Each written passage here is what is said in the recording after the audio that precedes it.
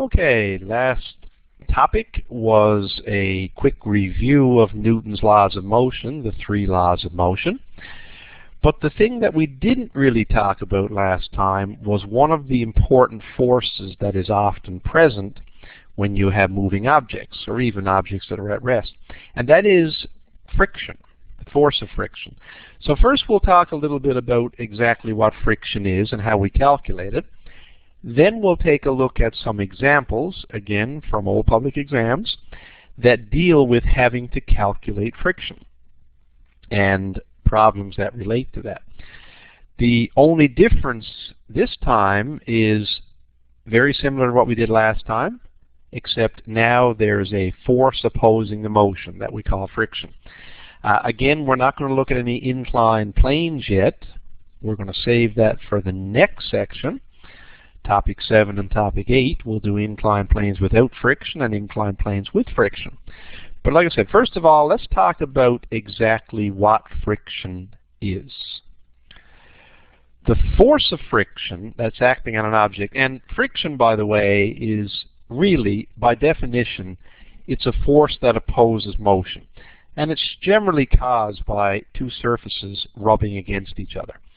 And anytime we know the coefficient of friction, we can calculate the force of friction. And the coefficient of friction is a number that relates to how rough a surface is. How rough a surface is. And we give the coefficient of friction a symbol that is the Greek letter mu. And it looks kind of like a U with a tail on the front. Okay, here's the symbol right here. It's mu. Okay, and there's a better representation of it right down here. But that's representing the coefficient of friction. And the formula for calculating the force of friction is mu Fn, where Fn is F normal, the normal force.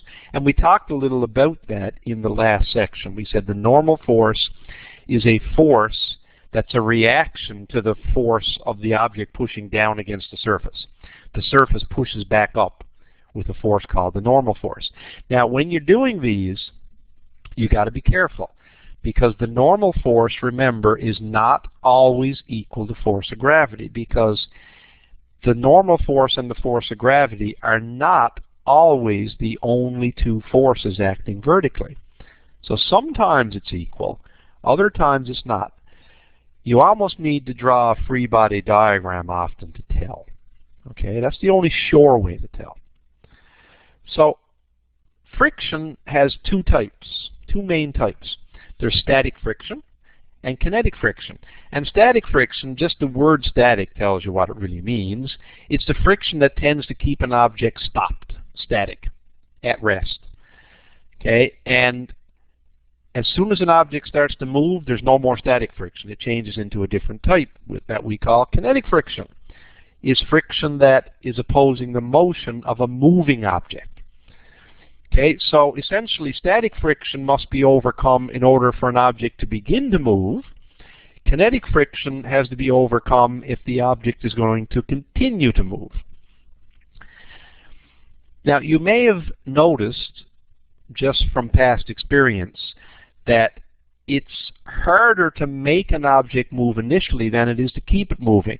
If you ever try to push a box, for example, across the floor, it's very hard to get it to move. But once you get it moving, it doesn't require nearly as much force to keep it moving. Okay, so static friction, therefore, is larger than kinetic friction. So the coefficient of static friction is generally larger than the coefficient of kinetic friction. So because there's two types of friction, then we sometimes distinguish between the two types of coefficients as well. Mu S or mu K. S for static, K for kinetic. Now, we don't always write that. In fact, if you leave that out, you're not going to lose marks on the public exam. If you just say mu and don't say if it's static or kinetic, unless the question specifically asked you which one it was, you're not going to lose marks. Okay, so that's how we calculate the friction. Mu Fn. In other words, the coefficient of friction multiplied by the normal force is how you calculate the force of friction, or FF for short. Now, when you're doing problems like this, it's very important that you draw a free body diagram. Okay? You don't have to do it for marks unless it specifically says to draw it, but it's always a good idea. Always a good idea. Okay, so let's go ahead and look at some examples. This one here, for example, we've got two objects in this one. This is the first time now in our review that we've come across two objects connected together. They're connected together with a string. Okay, and it gives us the acceleration. So that tells me if that system of blocks is accelerating at 5.68 meters per second squared, that means that the 15 kilogram block is accelerating at that, and the 25 kilogram block is also accelerating at that.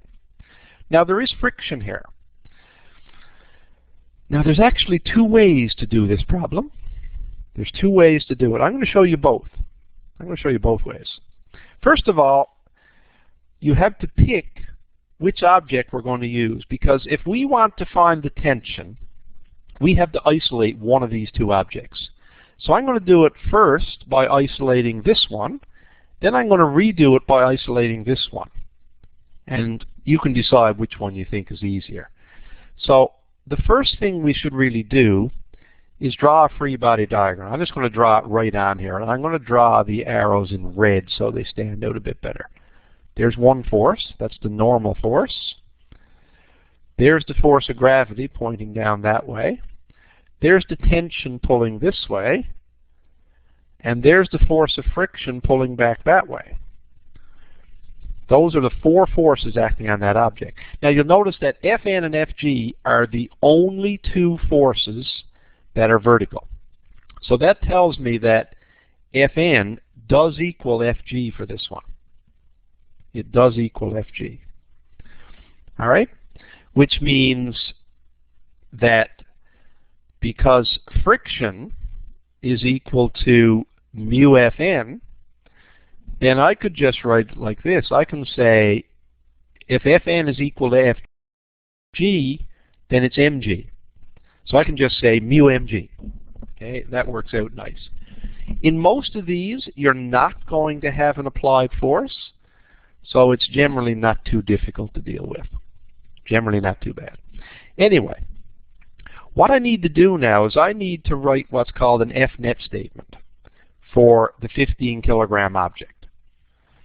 Okay, so what I'm going to do is I'm going to do it once, isolate the 15 kilogram. Then I'm going to do it again, and I'm going to isolate the 25 kilogram. And I'm going to get the same answer both times, so it doesn't matter which way you do it. I just want to show you that you can do it either way. It's actually easier to use a 25 kilogram one, it turns out in this case, but I'm going to show you both anyway. So if I isolate the 15 kilogram object, my Fnet for the 15 kilogram object is going to be Ff, which is negative, so I'm going to put my negative sign in there, plus T. The Fn and the Fg, they're equal, so they cancel each other out. So the only forces I'm worrying about are those forces that are acting horizontal, because that's where the tension is. I'm going to isolate the horizontal forces. So I've got mass times acceleration equals mu mg, which I'm going to make negative, plus T. Let's plug in what we know. I know that the mass of that object is 15.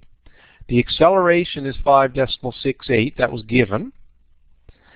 And I've got a negative.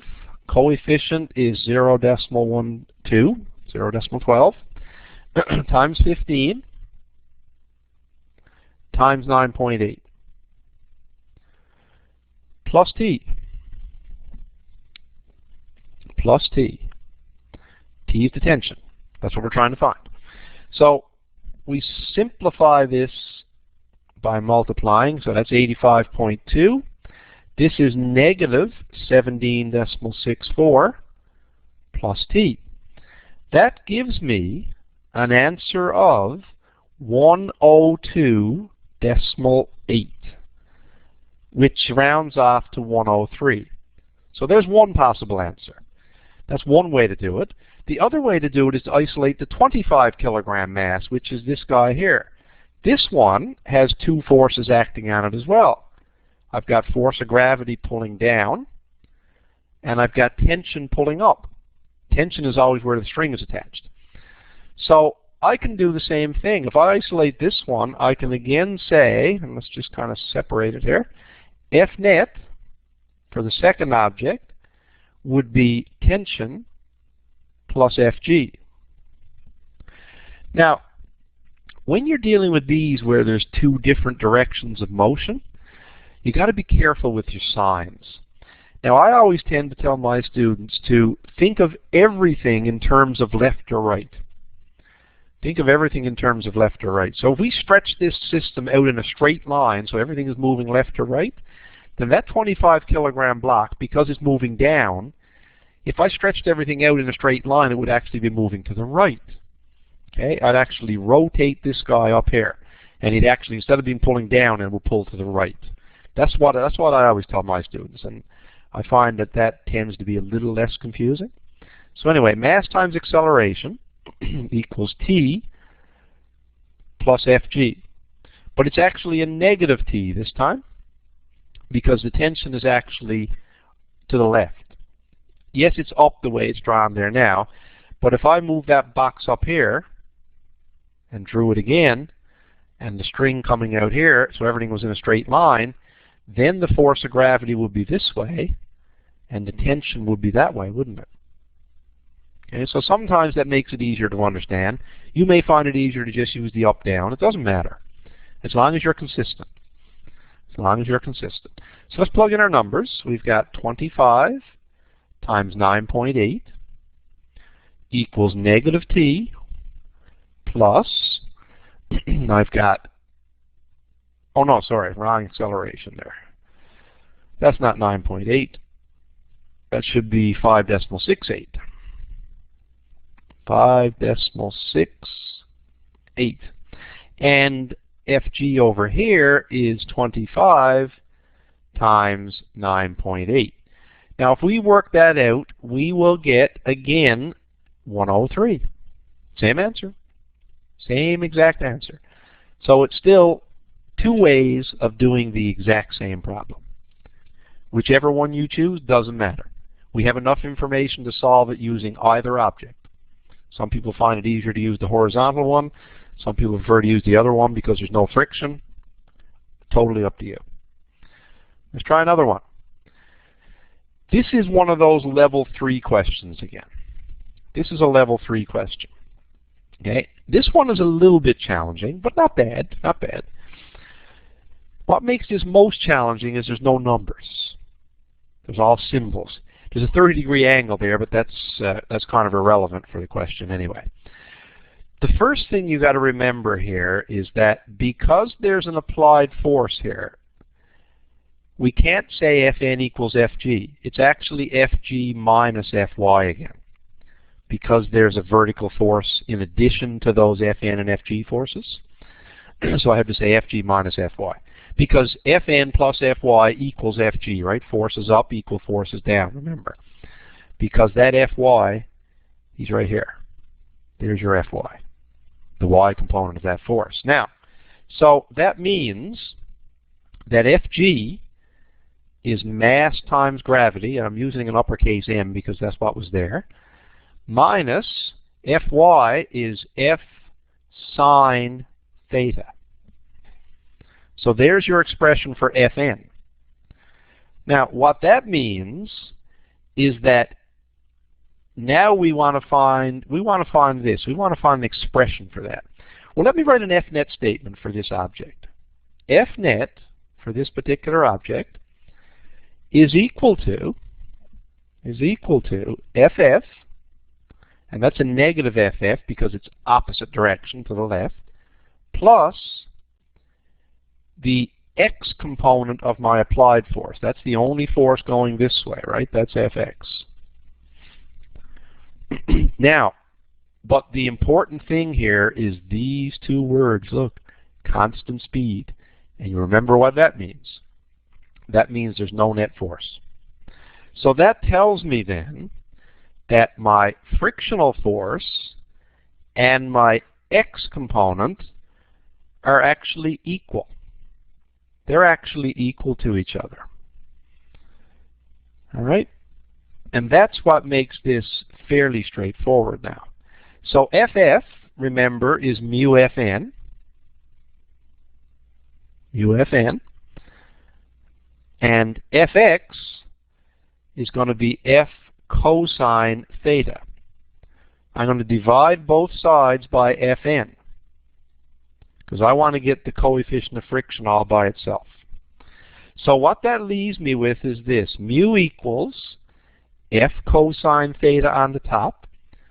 But Fn, remember, was equal to this. So I've got mg minus F sine theta. Now that's a pretty complicated question. You really got to know what you're doing for that one. And the answer then, of course, is A. But that's how that's done. Okay? You got to put your symbols in there. You don't have to have numbers to be able to write these expressions. Okay? You can do it that way. No problem. Let's try another one.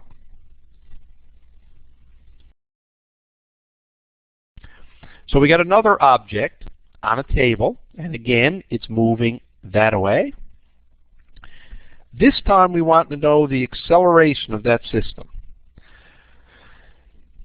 Anytime you're trying to find the acceleration of a system of blocks, you always look at the system itself, the entire system. So for the entire system, here are the forces. Just look, there's actually, right here, I've got normal force. Right here, I've got force of gravity. Right here, I've got tension. And right here, I've got friction. For the other one, I've got tension, and I've got force of gravity. Now, you'll notice that the two tensions are pulling against each other. So if I'm looking at the overall system, the tensions will actually cancel each other out. Yes, they're acting on different objects, but if I think of the whole system as one, then essentially they're acting on the same object, aren't they? So that gets rid of my tensions. And that's what makes this one a little bit easier to deal with. So now I'm going to say my F net, there's only two forces here that don't cancel out. Those forces are the friction, which is negative, plus the Fg. Now, to distinguish it from the other Fg, I'm going to call it Fg2. And I'm going to call this force of friction 1. Because they're both acting on two different objects, right? The friction is acting on the first object. Gravity is acting on the second object only. Even though there's gravity on the first object, it's canceled out by the normal force, so we don't include it. Okay? So, because I'm dealing with system, I'm going to say it's the mass of the system, or the total mass, that I'm interested in, times the acceleration. Because if I find the acceleration of the system, I know the acceleration of the individual blocks anyway, because it has to be the same. That equals negative, that's mu mg. Because remember, because there's no other forces vertically other than Fn and Fg, then Fn equals Fg, which is mg, and mu Fn will be mu mg. And I put the negative sign there because friction is to the left, over that way, plus, I've got Fg number 2 is mass number 2 times gravity. Then I'm going to divide by the total mass on either side, and I'm left with acceleration then. Acceleration equals negative, let's plug in our numbers, 0.15 times the mass of the first object, which is 8.50, times g, which is 9.80, plus mass number 2 is 12.0, gravity, again, 9.80, and all that is divided by the total mass, which is 8.50 plus 12.0. Work that out, and you get 5.13 as your acceleration. Done. Now, if you're wondering why I didn't put a negative sign on Fg right here, this Fg number 2, It's because, remember, if I tip him up here, I get the box pulling that way, right? FG2 is actually pulling the system to the right. So that's why it's positive. Okay, and that's the way I tend to show my students to do it, because a lot of them find that easier. Now, some would rather do it other ways, and if your teacher has shown you a different way and you're comfortable with it, stick with it. That's fine. This just, for those of you who haven't seen this way before, this will be an alternate method. Okay, some find it easier, some find it more difficult. Again, it depends on how you were taught it. Let's try another one. Very similar. This time we're asked to find the force of friction on the 6 kilogram box. So if we're trying to find the force of friction on the 6 kilogram box, I need to isolate that guy right there. That's the box I need. So I'm going to say F net, and I'm going to say F net number 1, because it's the first box. And I always read mine from left to right, so one on the left is always number 1 for me. Anyway, F net number 1 equals, there are two forces that don't cancel out on that one. Force of friction, which is negative, and tension, which is positive, right? Because I got friction pulling this way. I've got tension pulling that way. I've got a normal force that way. And I've got a gravity that way. But the normal and the gravity cancel. So here's what I got. Okay, here's what I got. I've got the total mass or just one mass. Well, if I'm looking at just that 6 kilogram box, if I'm only looking at that one, I only use that mass. I'm not talking about system here. Okay, if I'm trying to find this force of friction, I can do it that way. Now, only problem is, would that work? The answer is no. Because I've got two unknowns here, don't I? I've got a friction and I've got a tension. Okay, I don't know either of those. So I can't solve it by isolating, can I? I can't solve it by doing that. So I need a way to get rid of the tension so I don't have to worry about it. And the way you do that is you look at the system. Remember that. You look at the system. Not at the individual objects, because the individual objects present a problem. Individual objects, you only use those when you either know the tension or you're trying to find the tension. Any other time, avoid them. Avoid them like the plague. This one here, I'm going to call that FG2. Okay, so this here, like I said, not going to work. And the reason it's not going to work is I've got two unknowns. So that doesn't help me much. This guy here, tension. So if I use the system as a whole, the tensions cancel. So now I can look at the system and I just say F net, the overall F net. And then I can say friction. The tensions cancel, but I do have an FG on box number 2. So I got total mass times acceleration equals negative mu m1 times g plus m2 times g. Now, all this here, that's friction, so I don't even need to write it as mu m1g if I don't want to. I can just leave friction in there. All right, so we plug in our numbers. The total mass is 14, 6 plus 8. I multiply that by 4.6. That's the acceleration that we're given in the question.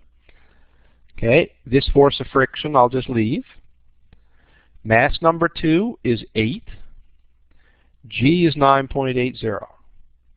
Okay, solve that for F and you get 14 newtons. The force of friction equals 14 newtons. And we're done that one. Let's try another one. And again, you see the same thing coming up again and again, don't you? Almost every single public exam has a question that looks like that, of some form or another. Now this time, at rest. And remember, at rest tells you that F net equals 0. That's the key to this one. And again, if you don't want to have to worry about tensions, use the system. use the system. And what you end up with is, for the system, same expression again, force of friction on number 1 plus the force of gravity on number 2. But remember, the friction is negative. But this time it's equal to 0. So that tells us that the force of friction is equal to the force of gravity. Okay, so mu m1 times g is equal to mass 2 times g. Now, because there's a g on both sides of the equation, I can get rid of that if I want. That'll make things a bit easier. So mu is going to equal mass 2 divided by mass 1, which is 3 kilograms divided by 7 kilograms, which equals 0.43. And that one is done. Okay, so we're doing a lot of these same things over and over again. These are the types of problems that show up on the public exam every year. Okay, so you really need to be prepared to handle problems like this. One more multiple choice, and then we'll move on and look at a couple of long answers. What is the magnitude of the acceleration of this object? Now we're going back to one object. One object. Okay, but there's a force being applied at an angle, so we're going to need to know Fx. We're going to need to know Fx because that's the force that's making the object accelerate. So here's what we do. We say Fx is the force, 30 newtons, times the cosine of the angle, which is 25 degrees. That happens to equal 27.2 newtons. There's your Fx. That's the applied force horizontally. And we want the horizontal force because that's how the object is moving, horizontally. So now what I do is I say that F net for this object is going to be negative friction, because friction is opposing the motion, plus that Fx. So in other words, mass times acceleration equals the negative force of friction plus Fx. Now I know most of these values. I know the mass is 10 kilograms. I don't know A. I know the friction is negative 7. And I know X is 27.2. Divide both sides here by 10, and I get an acceleration of 2.02, which rounds off to 2.0. The answer is B. So those are the types of problems that you're likely to see on your public that don't involve inclines. Like I said, next time, for the next session, we are going to look at inclines. But we're sticking with no inclines for now. Angled forces sometimes, yes, but no inclines. We'll save that for the next class. Here's what a long answer question may look like. Now, these questions are pretty rare. Normally, the Newton's Law question on the second part of your test is going to be an incline. Okay, 9 times out of 10, it's an incline. So we'll do some examples of that next time. But let's have a look at this one. We got a lawnmower being pushed with a force as shown there. So the first thing we got to do is draw a free body diagram, it says. So the free body diagram has 4 forces on it. We've got the force of friction, which is right here, pointing to the left. I've got gravity pulling down on the lawnmower. I've got normal force pointing up. And I've got an applied force which is actually at an angle of 30 degrees below the horizontal. And you can see that up here. Someone's pushing down on the handle of the lawnmower, in other words. So there's what it looks like. There's what the free body diagram looks like. Now, that box you see drawn around everything, that's optional. You don't need that there. You can just put a dot at the center if you want. That's the way I normally draw them. I just put a dot right here. That's your free body diagram. You wouldn't even bother to draw the box. You can if you want, but it doesn't have to be there. Then, we want to calculate the magnitude of the acceleration. So, first thing we do is Fn is equal to mg plus Fv, or I usually call that Fx. I usually call it Fx. Okay, when you do that, and the reason it's plus this time and not minus, remember every other time it was minus. Oh, sorry, not Fx, Fy. Fy, I'm losing my mind. Okay, that's actually Fy. There we go, vertical, the vertical component. Anyway, looks like this. It's plus this time because this time it's the only upward force is Fn. That's the only force up. There's two forces down. There's an Fg and there's an Fy right here. There's Fy. So we got to calculate Fy by saying 225 times the sine of 30. So you work that out. There's what you get. We get 343 newtons as our normal force. Now that we know that, we can find the friction. Okay, and we do that by saying mu Fn. Okay, actually, that's over here. Here's the force of friction. Mu Fn, 175 newtons. Then we can say F net, mass times acceleration, equals Fx, is the way we usually write that one. Fx minus Ff, or plus a negative Ff. Okay, which is what you've done over here. Then we divide by the mass of the lawnmower, which is 23.5, and there's your answer. Done. Done, done, done.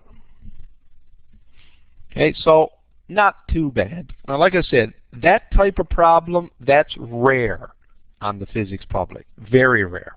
I'd be surprised to see it there, quite frankly, because normally you see the inclines there. Because problems similar to this you actually tackled in Physics 2204 at times. Maybe not quite this difficult, but probably not far off. Let's try this one. Again, these types of problems not common at all on the public, but we'll go over them because they have been there in the past. So we got two boxes stacked on top of each other. We call them box A and box B. Now it says the surface that box A is resting on, the floor right here, is frictionless. And the surface between boxes A and B is rough. Okay, we got a rough surface between so that when we push on B, A doesn't slide off, doesn't fall off. It's stuck on.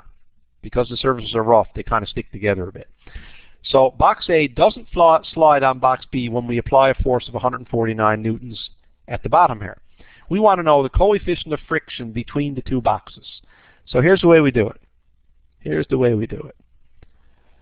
Okay, for both blocks together, the F net is 149. That's the only force that's acting there. There's no friction on the surface.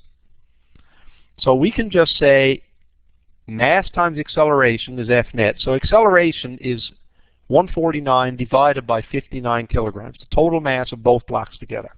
So that's the acceleration of the two blocks. Now we isolate block A. We isolate block A. The only force acting on block A is friction. That's the only thing that keeps that block from sliding off. It's the only thing making it accelerate with the other one. So F net equals Ff, or mu Fn. Okay, that means mass times acceleration equals mu Fn. So when we rearrange that, we get that expression, and the answer is 0.26. Done. Okay, now like I said before, and I've said this now 2 or 3 times, those types of problems are uncommon on the public. You don't see that type of thing very often. Normally what you see is the inclines, and we'll get into the inclines in the next recording. Topic 7, inclines without friction, and topic 8, inclines with friction. Okay? So that's it for now. Again, study hard, good luck, and don't forget to tune in for the other recordings.